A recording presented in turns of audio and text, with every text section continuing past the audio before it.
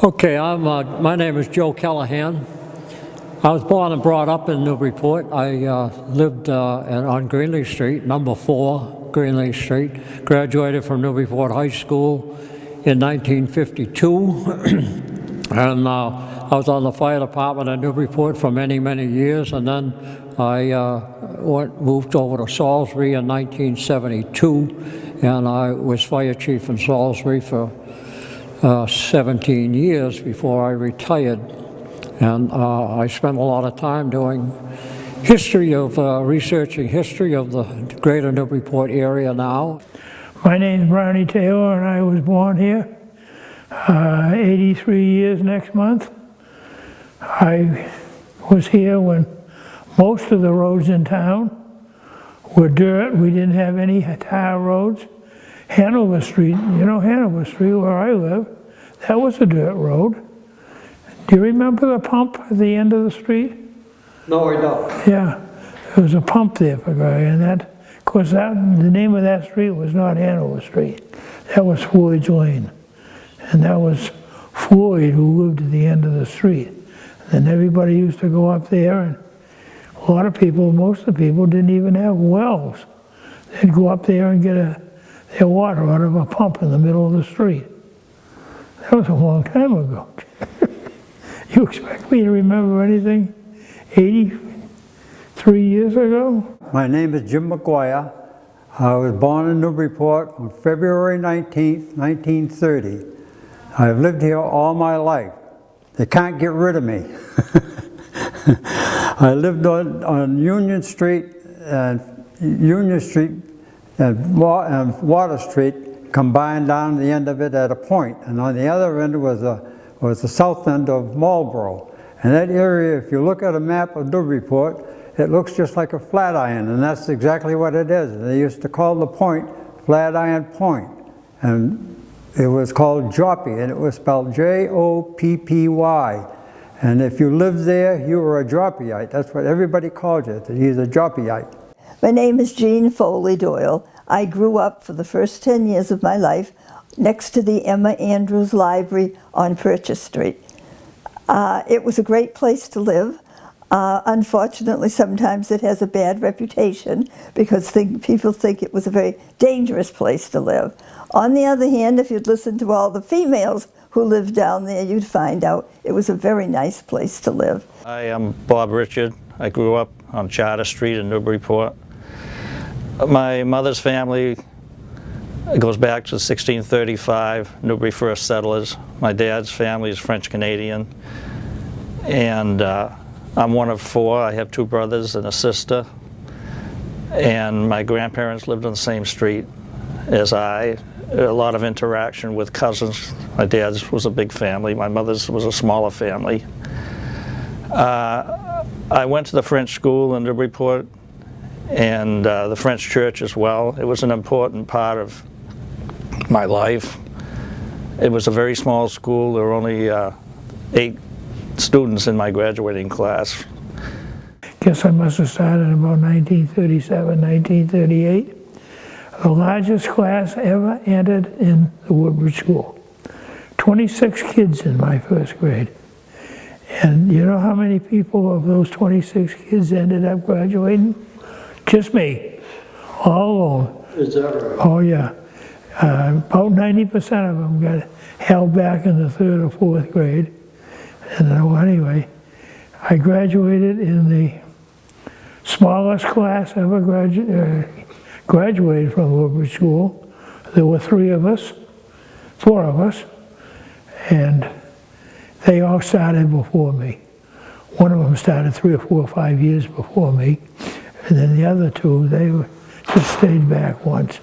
Well, the French came in the 1880s, and they used to go to Immaculate Conception, but the language was a problem. So they wanted to start their own parish. So they started it, and they built the church in 1902, and subsequently the school as well. And we had the Sisters of Joan of Arc. They were a Canadian religious order, and they came down from Ottawa. Yeah, I was 5. I didn't go to kindergarten. They put me right into first grade. And the classes were very small. And the classes used to be mixed. They'd have first and second grade in one large room. And they would, and the subsequent grades as well. And they would start lecturing to one grade while the other grade was doing an assignment. That there were probably 30 in both grades. And our classes were taught exclusively in French in the morning, and in the afternoon the classes were English. Well, the French school closed in 1963, and the French church, I think around the year 2000, the French church closed because the archdiocese wanted to consolidate parishes. There were too many small churches. Well, we always had fun. Went swimming and went to the beach and drove sand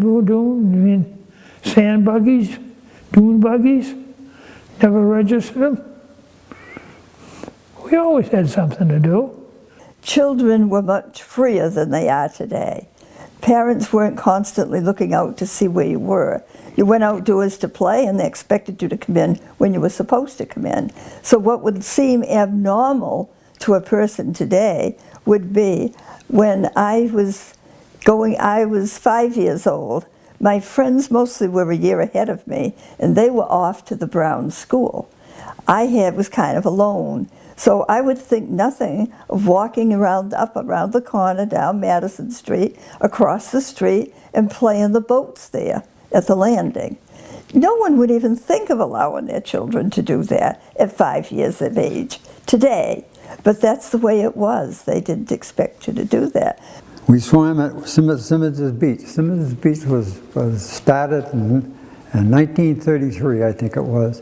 And it was just a huge stone there with a ramp where the boats climbers used to bring the boats in, and after they were climbing out in the river, and they take them to the clam shanties that were there, and they prepare them and sell them to the people. And after a while, on that beach, the man that became the Ward 1 councilor, his name was Herbert Simmons. And he got the city to go down and bring up a bunch of sand. They brought truckloads after truckloads. They filled the whole area in. It was just like going down to Plum Island on the beach, and it was in the river. The only problem was the river was filthy because all the sewage from the whole city of Newburyport and all the way up around the river used to come down in that river and used to back up in that area. So eventually, in the summertime, we stayed there all the time. We never left that area. We used to walk. We take our shoes off. All we ever wore was the bathing suit. No shoes. Run across the clamshells with bare feet. Never bother us or anything. So we toughened our feet up. And so eventually, they come to realize that we were in real danger of swimming in that water. So they closed the whole river off for swimming. And then the beach that was there just kind of petered away, and it just went. Now there's no sand there. It's all eelgrass and a little bit of a ramp that there's no wood or anything, and that's the way it is.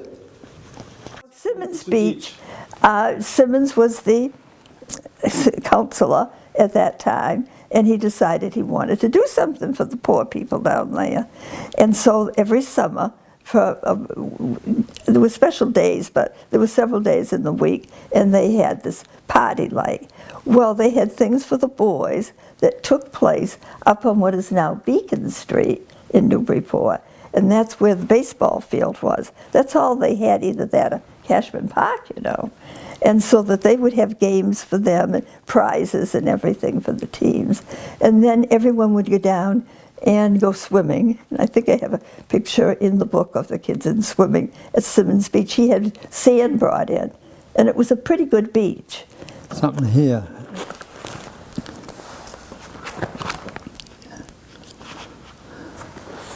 Well, on one of these stories, it tells about Jeannie Doyle, how she was the beauty queen.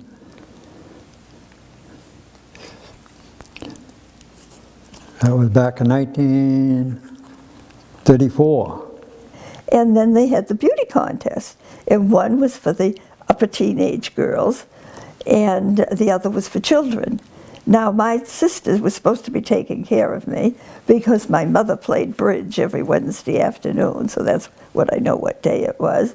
And my sister wasn't too happy over dragging me along to this party. I was in the same grubby little sunsuit I had been wearing all day, which wasn't particularly clean, and she drags me down there. Now, obviously, the judges at the contest thought I must have been the poorest of the poor, the way I was dressed. And so they gave me the prize for Miss Simmons' speech. And I have a picture of it out in my yard with the big banner across Miss Simmons' speech. We still have the banner. My daughter does, one of my daughters. Most of the mothers stayed home at the time, and it was really nice. But I remember when we got our first television in 1947, it was a little 10-inch screen. And I think we were the first ones in the neighborhood to get the television. We used to have, television didn't come on till about 5 o'clock. There used to be a test pattern on the screen. And Howdy Doody was big in those days. And our house was full of the neighborhood kids. I'm sure. Looking at that test pattern, wait for Howdy Doody come on at 5 o'clock. That's awesome. Yeah, in the whole living room. My mother just loved it, having all the kids there. I'm sure. Yeah. We're standing out here just off of Greenlee Street. Right, the house behind me is the house I grew up in back in the late 30s and the 40s and the 50s. And this neighborhood has changed quite a bit since I was a kid growing up. We're at the site of the rear of the CVS drugstore now. Years ago when I was growing up back in the 40s and the 50s, this was a very busy place, but it had a different occupancy out here. The B&M freight station was here for many, many years. And here on Greenlee Street, there was 5 sets of tracks that crossed the street going into the yard. It was a busy place. The trains came in, the engines came in just about every morning and left freight cars. Right over here on the right, there was a huge building. It used to be the Glen Mills Cereal Company. And over further to the left was the big freight house, over about where the kids are playing over there on the play yard now. That was a long, big wooden building, the freight house.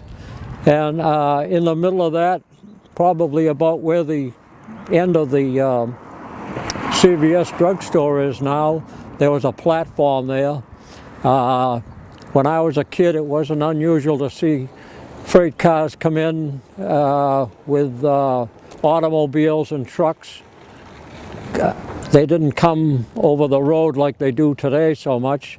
Collis Chevrolet and the Ford Company and all the automobile agencies in Newburyport, their deliveries, most of them used to come right here off of the Pond Street Depot.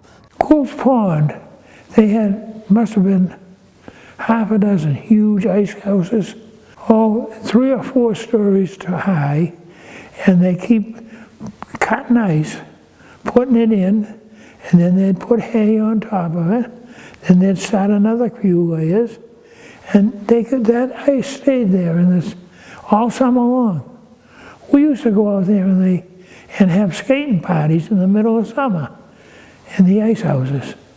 See, every block they put up in there was a block, and that was 25-cent block of ice. And everybody had signs they put in the window. Like we used to have Quills, that was Quills. Then they'd have, there was Hartnett, there were a whole bunch of them around Newburyport. And they all cut ice and then sell ice year round to keep your food cold.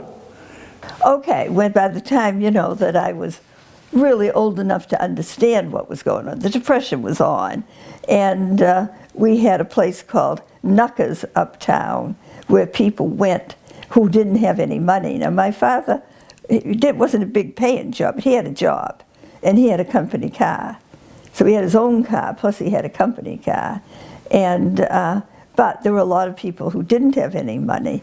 And Mike Tarandro always told the story of how he used to go there and you could get food and you could get clothing. But the food wasn't always there.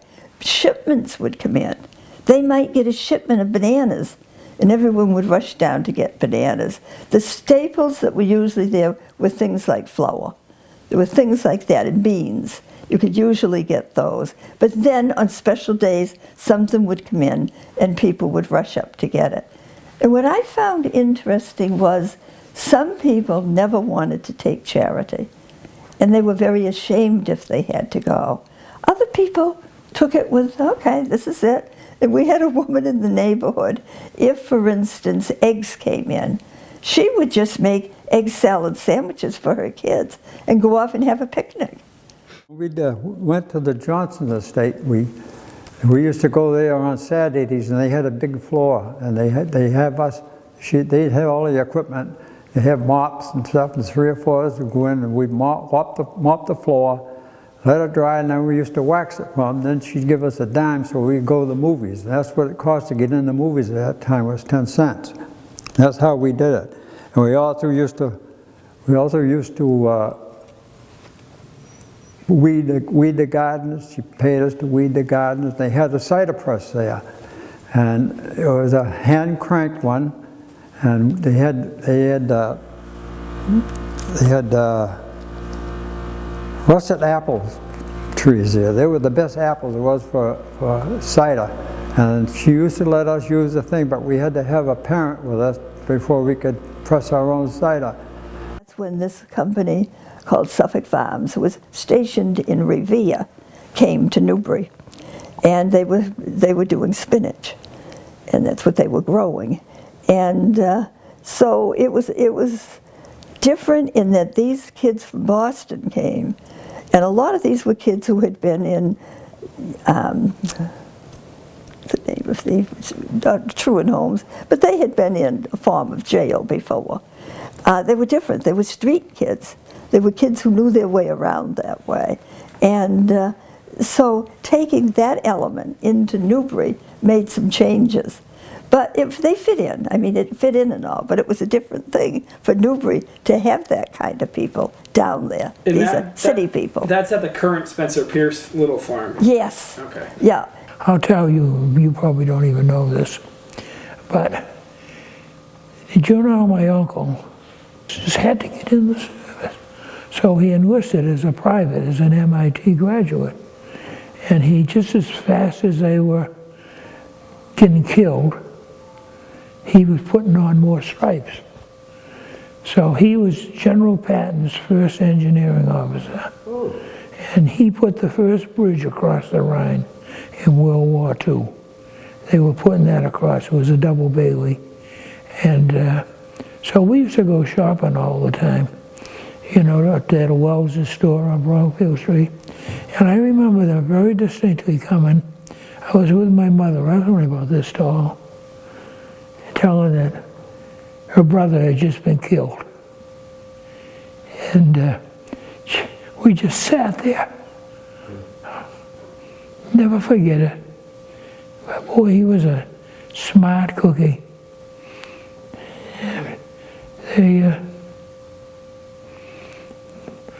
Some of those veterans went through hell. Of course, I didn't see my father for over 4 years. Yep. He was in the service. And, he was the commanding officer of the Northern Occupation Forces in Japan. So, can you tell me about, so World War II, I mean, you were a teenager at that point during World War II. Yeah. Can you tell me about what was happening in the area or what you remember? Well, they used to have blackouts. Every night was blackout time. They would, you had to either paint your windows black or you put a black curtain over it so no light could show through it. And if they had air raid wardens out, and they were mostly women that lived in the area, they picked them for it. And if you had a light, they'd knock on your door and tell you to put it off or cover it up. And that's what we had to do. But other than that, we never, during the day, there was not much happening in Newburyport. It was all over Salisbury Beach where the battery was. and then up further along up towards Portsmouth, they were up that way. They were mostly watching for boats and submarines in case they come in. There was a bunch of them down where the polio camp was, and before the polio camp, that's what it used to be. It was a Coast Guard, and they were down there watching for any people trying to come into the city, into down through there, that way. So, other than that, we hardly knew there was anything going on. There was always things going on for get buy bonds and do this for the government and do that for them. We always was there doing all that stuff. So we kept pretty busy doing it. Well, I not all to actually remember the war, but I can remember having condensed milk at home, and I can remember because of the sugar shortage, and I can remember having margarine. My mother would put a tablet in it to make it yellow because there was a shortage of butter. And I can remember the toys after World War II, and I can remember having a little Jeep, and I looked inside the Jeep, and I could see it was made out of a Schlitz beer can, and it was made in occupied Japan. But what I remember too about the war is in the years leading up to it, in like say 38 and 39 and everything, before we got in it, my sister, who was 8 years older, used to have a lot of friends over on the porch. My father was very outgoing. He welcomed all these young people over. And the songs that were being played at that time were all about the South Pacific. And, you know, Dorothy Lamour was the big star and everything like that. And everybody wanted to go to the South Pacific. Well, some of these same guys who were on that porch ended up in the Pacific. And one in particular, the husband of one of my sister's friends, died there. And he is buried in, on the Big Island and in the cemetery there. So they did what they found was not exactly what they thought they were going to find. Yeah. Now, there's a big division, because when I interviewed people for my book, I found that one of the questions, or I had the students do a lot of the interviews, I said, find out what part of the service they chose to go in and why. And very often people, because they associated Newburyport with the water, took the Navy. But there were plenty of, if you got drafted, you got put in the Army. That was the whole difference there. And a lot of people didn't want to go in the Army particularly, so they signed up first and went in the Navy. Mm-hmm. And so we had people in the theater, European theater, and the Pacific theater. And there's a big difference there in the way the war was fought and everything. And you couldn't go far because you couldn't buy tires. The only ones who could get the tires were the people who were driving to the Navy Yard and taking like 4 people with them, 4 or 5 people with them. Can you remember, you know, the death of JFK? Do you remember what you're... Oh, I know exactly where the shingle I was putting on. I think everybody does. Yeah. I think everybody does. That's one that stands out in everyone's mind. So can you tell me about that? Well, I was shingle on the side of a house down on the Plum Island Turnpike. Came over the radio. I just stopped. I couldn't do a damn thing. Because, see, I knew him. I went to Governor Dummer, and he came out of the service right off of PT 109 in our public speaking class. He came in there, and he spoke to us. He wasn't any bigger than my thumb. No kidding you. He was quite a guy. And so anyway, my wife says, and it's the truth too, I have never voted for a Democrat in my life except Jack Kennedy. And he could run for anybody and I'd vote for him. He was a nice guy. Well, Dick Sullivan's wife opened the door. Jack and I were working out in the yard, and she opened the door and she said, there's some tragic news coming on television. And she said, President Kennedy has been shot down in Texas. So, as I remember, we went in the house and looked at the television for a few minutes, and they were showing pictures of what was going on down in Texas. And then, of course, it wasn't very long when the word was passed over the television that the president had passed away because of his injuries as a result of the shooting. And I can remember that. And of course, there was several days of mourning for the president following that. I can remember them very vividly. All the flags were half-staffed. Some of the stores were closed, and it was a very sad moment in time, period in time. Somebody came in the garage and told me that JFK had died, and geez, I thought, what's going to happen to this country now? I mean, JFK was so popular, and he seemed to have everything in control. And I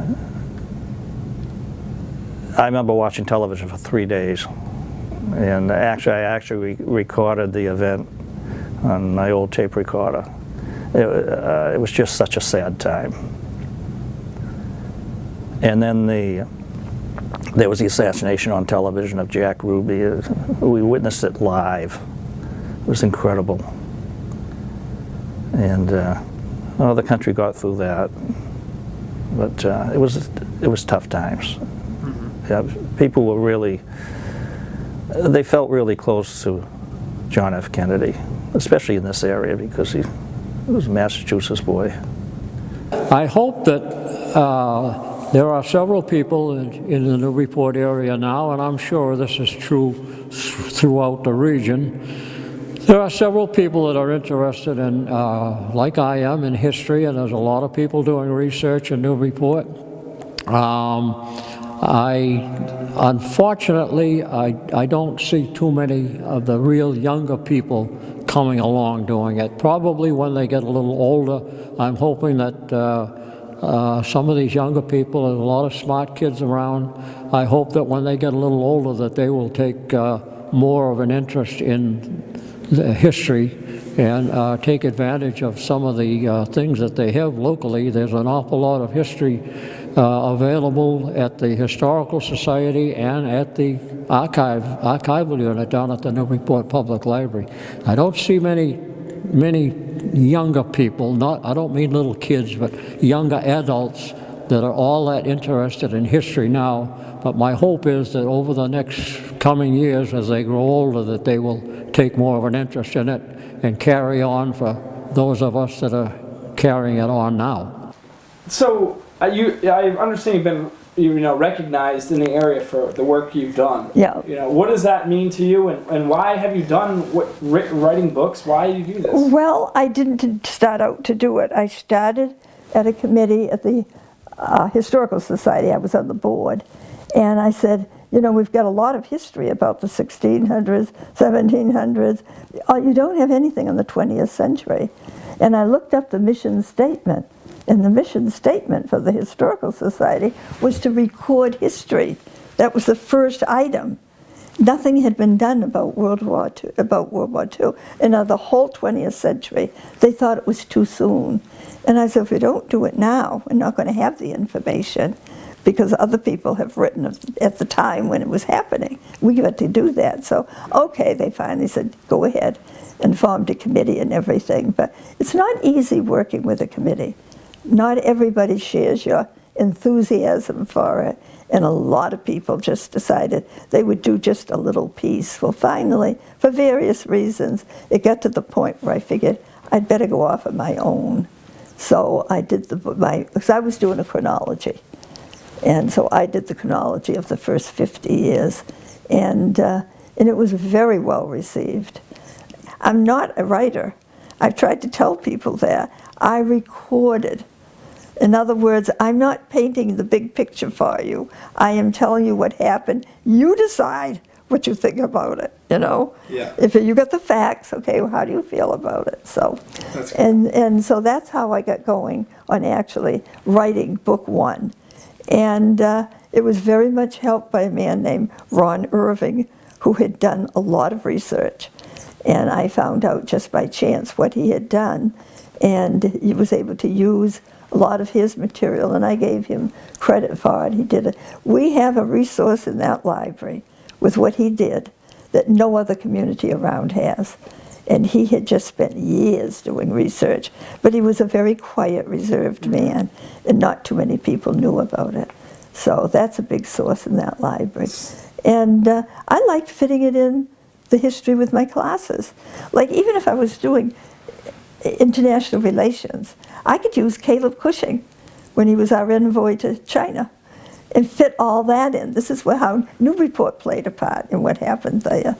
And everything I could do that affected us in that, I fit in. So then in the 1995 era, I had the kids do a lot of interviewing at times.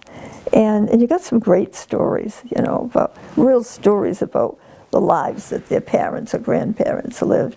And so we were having so much luck with that, we decided to publish book pamphlets.